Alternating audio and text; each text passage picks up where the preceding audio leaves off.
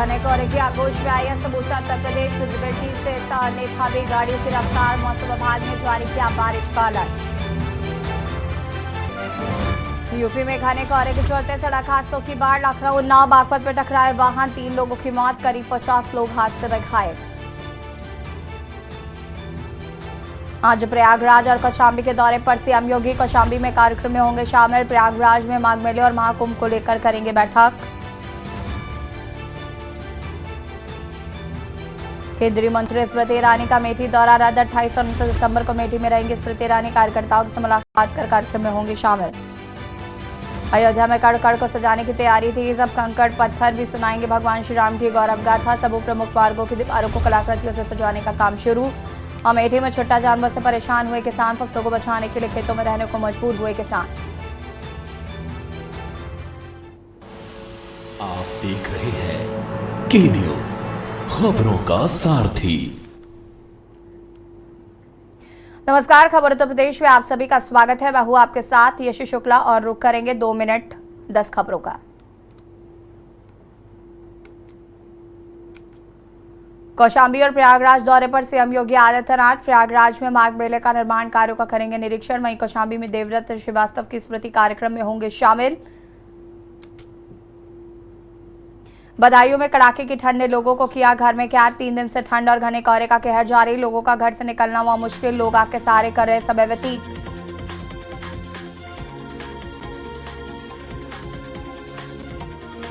अमेठी में छुट्टा जानवर से परेशान किसान। फसलों को बचाने के लिए खेतों की निगरानी। किसान खेत में सरदराते काटने को मजबूर। किसान बोले गांव में नहीं पकड़े गए छुट्टा जानवर।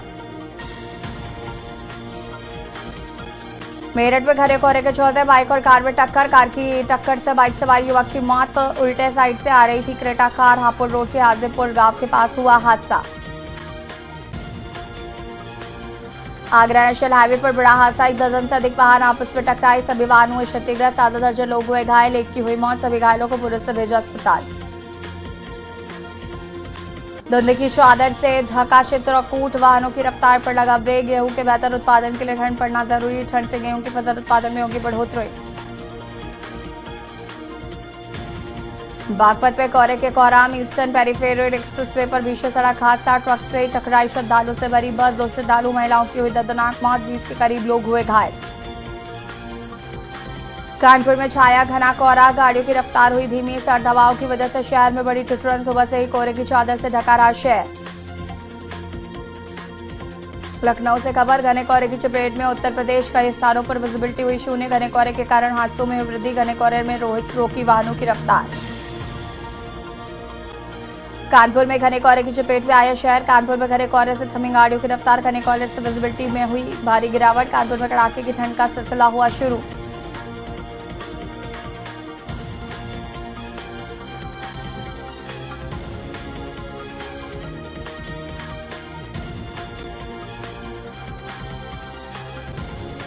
और प्रधानमंत्री नरेंद्र मोदी विकसित भारत संकल्प यात्रा के दौरान क्या कुछ कह रहे सुन लेते हैं। BSc Computer Science, sir. Oh, so you have done a BSc in Computer Science and you Yes, left sir. everything and you joined farming? Yes, sir. Yes, sir. It is. I am happy to say the farmer, sir. As I am What inspired you to go for farming? my family itself, agriculture family, sir. So it inspired to encourage doing farming, sir. Hari Kishan ji, Oh, have you taken any benefit from the government? yes, sir. I have taken benefits, sir. First is PM Kisan Saman Nidhi, and also PM Fasal Yojana, and also Avaj Yojana, and also Ayushman Bharat, and also KCC Kisan Credit Card, a green card, sir. Hari Kishan It is ji, helpful. are you also seeing some new practices in agriculture? Yes, sir. Can you share your experience? Sir, nowadays you have launched a nano urea, water soluble fertilizers like DAP. It is helps us to save soil from helps us save soil, sir. And also now drone has been launched, sir. It is saves time and also manpower from affecting chemicals, sir. Harikrishna जी, आपके जैसे पढ़ लिख करके आगे बढ़े हुए व्यक्ति खेती की तरफ लौट आए, यह देखकर बहुत अच्छा लगा मुझे। साथ ही आप नई तकनीक को भी जान रहे हैं और समझने का प्रयास भी कर रहे हैं। सरकार आप जैसे लोगों के साथ हमेशा खड़ी है। हमारा प्रयास है कि आगे भी आपको इसी तरह भारत सरकार की योजनाओं का लाभ मिलता रहे। चलिए, बहुत बहुत धन्यवाद, सबको वणक्कम।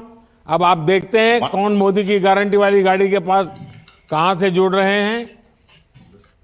सर, अब हम कोटा राजस्थान चलते हैं, जहां से सपना प्रजापति माननीय प्रधानमंत्री जी से बात करना चाहती है। सपना जी, नमस्ते। माननीय प्रधानमंत्री जी को मातृ शक्ति और नारी शक्ति की तरफ से कोटि कोटि प्रणाम सर। सपना जी, आप तो लीडर लग रही हैं। सर, ये नारी शक्ति का कमाल है सर। आपने उनके लिए जितनी योजनाएं जो चलाई हैं, उनको हम लोगों को जो योजनाएं मिल रही हैं, उनकी वजह से हमें आत्मविश्वास काफी बढ़ा है सर। अच्छा सपना जी, जरा पहले अपने बारे में बताइए, आप क्या करती हैं, क्या बैकग्राउंड है आपका? सर, मेरा नाम सपना प्रजापति है। मैं राजस्थान कोटा से हूँ। मैं एक संयुक्त परिवार में रहती हूँ और मेरे ससुर जी हैं जो ब्रिक्स का काम करते हैं। जो हम कुम्हार हैं, तो मिट्टी का हमारा काम है और वही पूरे परिवार का हमारा एक व्यवसाय है, उसी में सब काम करते हैं।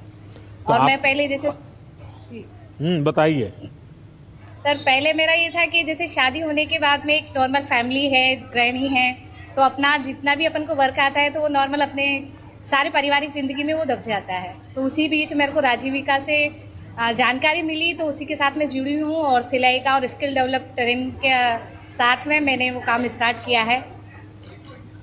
सरकार की किस किस योजनाओं का आपको लाभ मिला है? सर, अभी सितंबर में मुझे पीएम स्वनिधि योजना का लाभ मिला है और उससे पहले मैंने 1.5 लाख रुपए पीएमईजीपी लोन से प्राप्त किए थे। उसी से मैंने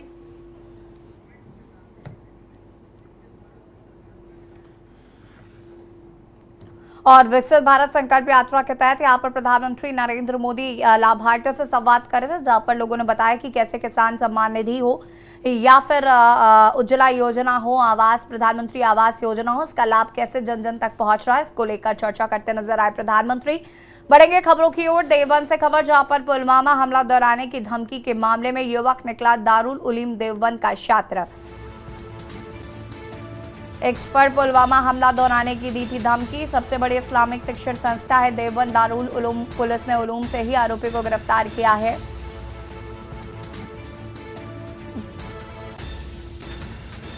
आरोपी छात्र मोहम्मद तालहा है, झारखंड का निवासी, जिसने एक्सपर्ट पुलवामा जैसी घटना को दोबारा दोहराने की दी थी धमकी। दारुल उलूम देवबंद से किया गया है गिरफ्तार। पुलिस ने उलूम से ही आरोपी को किया था गिरफ्तार।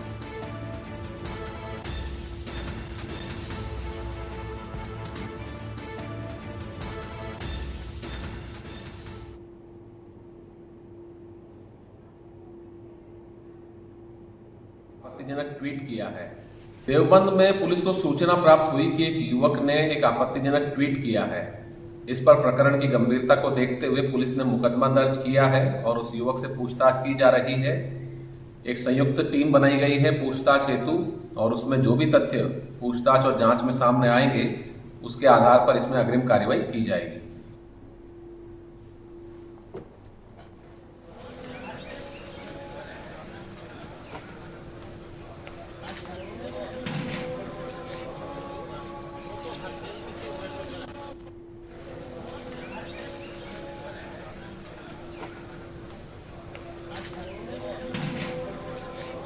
पुलवामा हमला दोहराने की धमकी का ये मामला।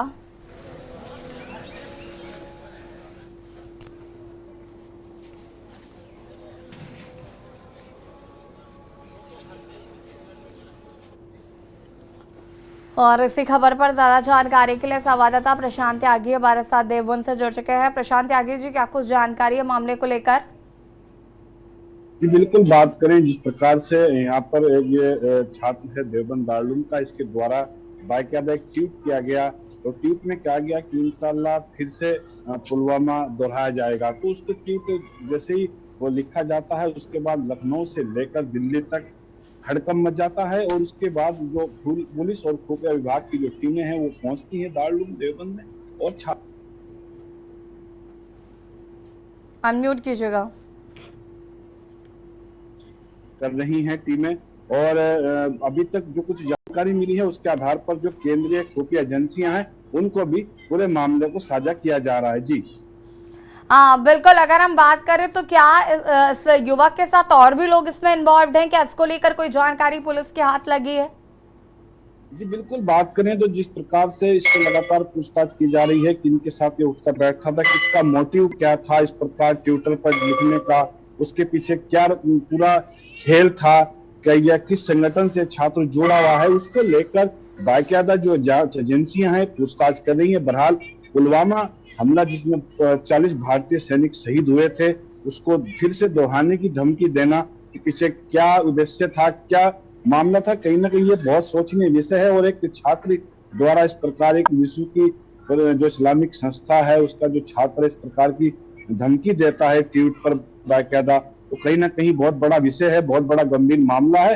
और लगातार पुलिस की टीमें और खुफिया एजेंसियां, ATS की टीमें लगातार छात्र से पूछताछ कर रही हैं। जी बिल्कुल प्रशांत, बहुत बहुत शुक्रिया आपका तमाम जानकारी साझा करने के लिए। और बता दें कि पुलवामा हमला दोहराने की धमकी के मामले में फिलहाल एक युवक को गिरफ्तार किया गया। उसकी गतिविधियों पर नजर है, किस किस से वो बात कर रहा था उस पर नजर रखी जा रही है, साथ ही साथ पुलिस द्वारा कार्रवाई की जा रही है।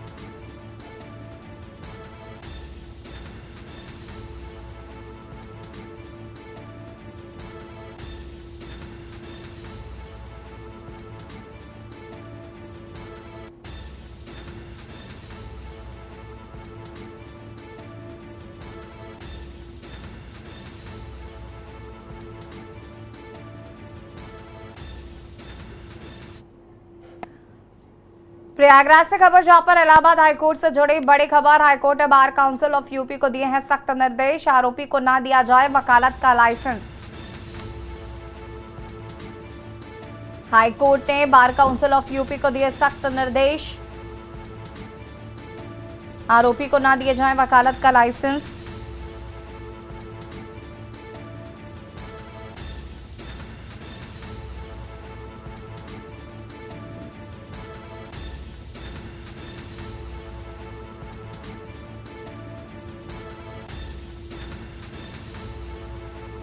आपराधिक मामलों में ना दे वकालत का लाइसेंस।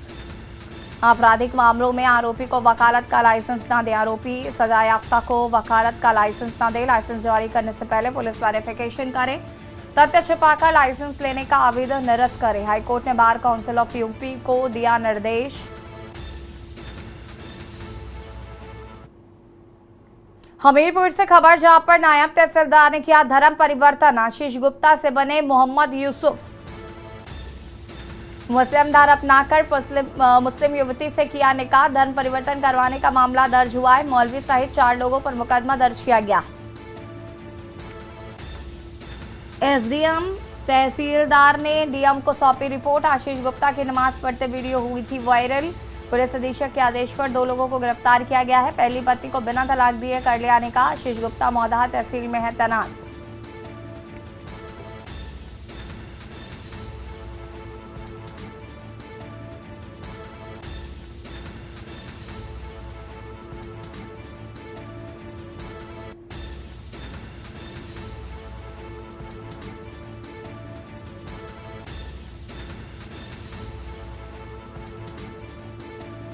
आशीष गुप्ता की नमाज पढ़ते वीडियो हुई थी वायरल। पुलिस अधीक्षक के आदेश पर 2 लोगों को गिरफ्तार किया गया है। पहली पत्नी को बिना तलाक दिए कर लिया था निकाह।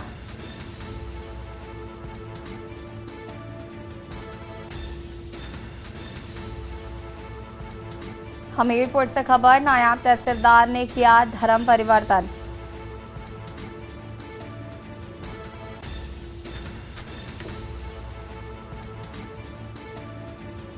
आशीष गुप्ता से बना मोहम्मद यूसुफ। महाराजगंज से खबर जहां पर वार्षिक निरीक्षण पर आईजी पहुंचे महाराजगंज। आईजी रविंद्र गौड़ ने पुलिस लाइन का किया निरीक्षण। पुलिस लाइन फायर सर्विस का किया निरीक्षण। डीएम, एसपी, एसपी मौके पर मौजूद रहे। बॉर्डर क्षेत्र के 3 थानों का भी निरीक्षण करेंगे।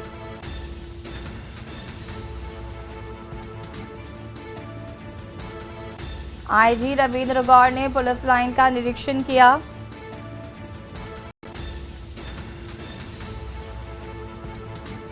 पुलिस लाइन फायर सर्विस का किया निरीक्षण। डीएम, एसपी, एएसपी मौके पर रहे मौजूद।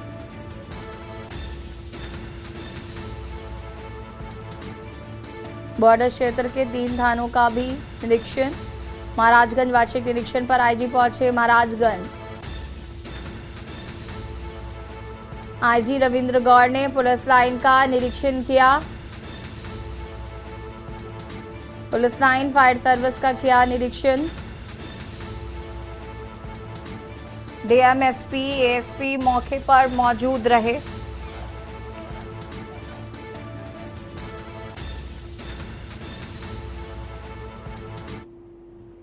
कायमगंज स्थित द किसान सहकारी चीनी मिल्स लिमिटेड कार्यक्रम में कायमगंज के सभागार में आयोजित वर्चुअल गन्ना किसान संवाद कार्यक्रम के दौरान भारी संख्या में मौजूद कायमगंज एवं फर्रुखाबाद के प्रगतिशील गन्ना किसानों से चीनी उद्योग एवं गन्ना विकास की प्रमुख सचिव वीना कुमारी मीना द्वारा वर्चुअली संवाद स्थापित कर गन्ना खेती के अनुभव एवं सुझाव साझा किए गए हैं। ऑनलाइन संवाद कार्यक्रम के दौरान मुख्य सचिव मीना द्वारा गन्ना प्रतियोगिताओं के विजेताओं, युवा गन्ना किसान, गन्ने की खेती से जुड़ी महिला किसानों के साथ चीनी उद्योग एवं गन्ना विकास के समस्त पहलुओं, गन्ने के प्रति हेक्टेयर उपज को बढ़ाने हेतु उपायों तथा गन्ना खेती की नवोन्मेषी तकनीकों पर विस्तृत चर्चा की गई। लेकिन हमने उसका मदद तोड़ के 1 एकड़ हमने बढ़ा दिया। लेकिन उसमें कुछ हो रहा है। यहाँ वर्चुअल संवाद हो रहा है प्रगतिशील किसानों से। ये किस उपलक्ष्य में प्रमुख सचिव द्वारा कैसे किस रूप में किया जा रहा है? प्रमुख सचिव महोदय द्वारा जो है प्रगतिशील किसान जो राज्य स्तर पर पुरस्कार भी पाए हैं, स्वयं सहायता समूह की उद्यमी महिलाओं को एक मोटिवेट कर रहे हैं कि जिससे किसान जो है ज़्यादा से ज़्यादा गन्ने से जुड़े, अधिक से अधिक लाभ प्राप्त करें और सशक्त रूप से मजबूत हो, उनका सामाजिक आर्थिक जीवन परिवर्तनशील हो। यहाँ तो लगभग 20 किसान इसमें पार्टिसिपेट किए और बहुत कुछ जो है पूरे प्रदेश के जो किसान जो क्रमवाइज जो अपनी अनुभव साझा किए, इससे हमारे जनपद के किसान भी जो है काफ़ी कुछ सीखे हैं और उम्मीद करते हैं कि ये भी अपनी खेती को जो है उसी रूप में अपनाएंगे और जनपद फर्रुखाबाद के किसान भी जो है पुरस्कार के जो मानक है उसमें भी खरे उतरेंगे और भी पुरस्कार प्राप्त करेंगे। प्रयागराज मेजा थाना अंतर्गत बिजली विभाग कर्मचारी बकाया भुगतान लेने गए तो बकाया दर में बिजली विभाग से हाथापाई कर ली और उनका मोबाइल छीन लिया।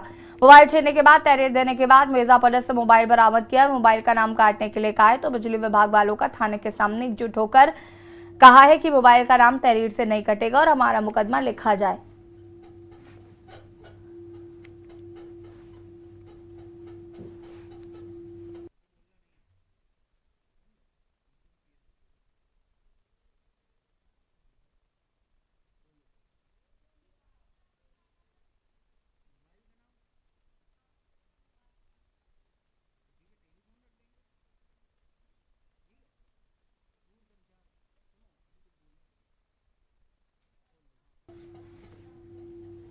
बकायेदार से भुगतान लेने गए थे जहां पर बकायेदार ने बिजली विभाग कर्मचारी से हाथापाई की।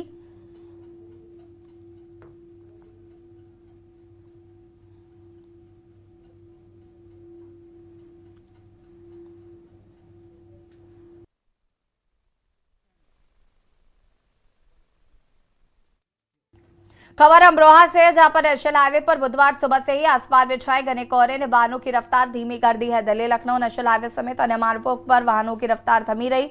चालकों एवं यात्रियों को परेशानी का सामना न करना पड़े। वही शीतलहर के बीच आम लोगों की कपकपी छूटती दिखाई दी। सर्दी का सितम लगातार बढ़ता जा रहा है। बीते 15 दिन से लगातार बढ़ रही सर्दी अब बर्दाश्त के बाहर हो चली है। जनजीवन बुरी तरह से प्रभावित हो रहा है। पशु पक्षी तक हल्का नजर आ रहे हैं। 20 मीटर की दूरी का नजारा भी साफ दिखाई नहीं दे सका है। चालक लाइटों के सहारे किसी तरह आगे बढ़ते दिखे।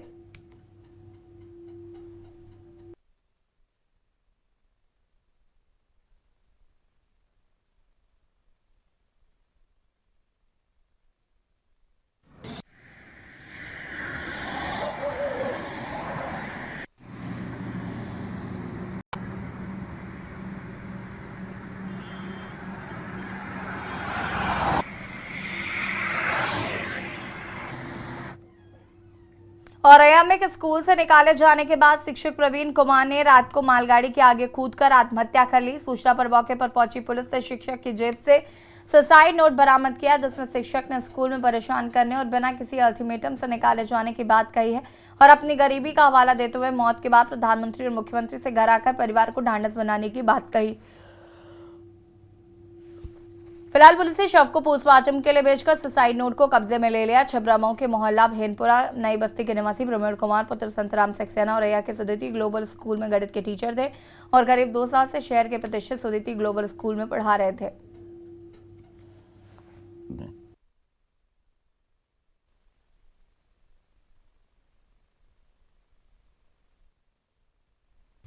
कल रात लगभग 10 बजे दिव्यापुर थाना अंतर्गत एक 22 वर्षीय व्यक्ति रेलवे स्टेशन के आउटर पर ट्रेन से कटकर आत्महत्या कर लिया। सूचना पर तत्काल दिव्यापुर पुलिस मौके पर पहुंची। शव के शिनाख्त के उपरांत उनके परिजनों को अवगत कराया गया। शव के पास मिले बैग में मृतक द्वारा सुसाइड नोट लिखा गया था। सुसाइड नोट से ज्ञात हुआ मृतक औरैया में एक स्कूल में शिक्षक था। उसी स्कूल के स्कूल प्रबंधक एवं अन्य शिक्षक पर प्रताड़ना का आरोप लगाया गया है। मृतक के भाई के दिए गए तहरीर के आधार पर सुसंगत धाराओं में अभियोग पंजीकृत कर लिया गया है। अग्रिम विधिक कार्रवाई प्रचलित है। खबर अम्बेडकर नगर से, जहां पर राज्य सुल्तानपुर थाना क्षेत्र अंतर्गत क्यामपुर गांव में बीती रात्रि एक नवविवाहिता का कमरे में फंदे से लटकता शव मिला। बहू का शव फंदे से लटकता देख सास ससुर ने खिड़की से देखा, जिसकी जानकारी पड़ोसियों को गुहार लगाकर की।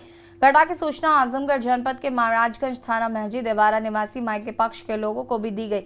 इसी बीच सूचना पाकर राज्य सुल्तानपुर थाने की पुलिस भी घटनास्थल पर पहुंची। मायके ससुराल और पुलिस की मौजूदगी में दरवाजा तोड़कर शव को निकाला गया। शव को पुलिस ने अपने कब्जे में ले लिया। थानाध्यक्ष संत कुमार ने बताया कि मायके पक्ष की तहरीर पर सास ससुर पति देवर के ऊपर विभिन्न धाराओं में मुकदमा दर्ज कर लिया गया और शव को पोस्टमार्टम के लिए भेज दिया गया।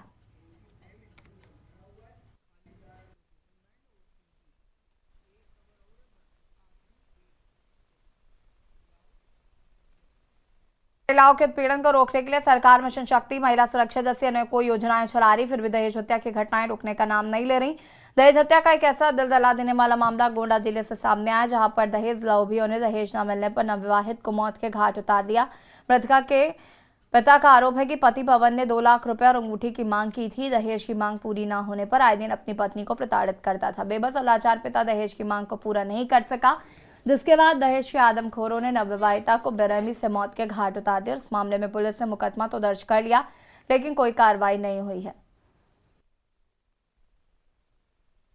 कल की बात है, कल बताई थी 1 बजे हमारे पास फोन करी थी। 1 बजे जो 1 बजे फोन करी तो हम बोले कि दीदी कैसे, हमसे बोली दीदी कैसे, तो हम कहें ठीक है अपना बताइए। तो बोली दीदी मैंने बम मारा, तो हम कहें कैसे मारा, तो कही कि फिर फोन काट दे। जब फोन काट दे तो हम 2 फोन लगाए तो फोन उठा के मोबाइल स्विच ऑफ कर दिए। जब फिर स्विच ऑफ कर दिया तो फिर हम पवन के पास फोन लगाए 3 फोन, तो 2 फोन नहीं उठाते, तीसरा फोन उठाया पवन, तो कल हम तो वहाँ है जिला अस्पताल में नीलू को भर्ती कर रखे।